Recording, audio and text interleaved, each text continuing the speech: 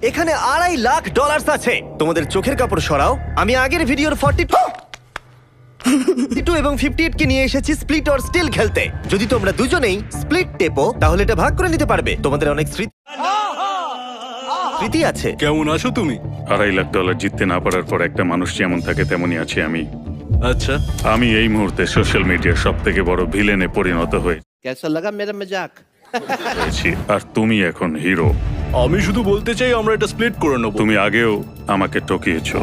তুমি কি দ্বিতীয়বার আমাকে এই টাকাটা জেতার সুযোগ করে দেবে? তোমাদের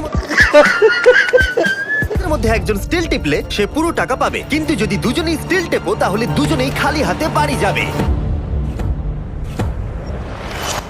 রেজাল্টটা দেখাও।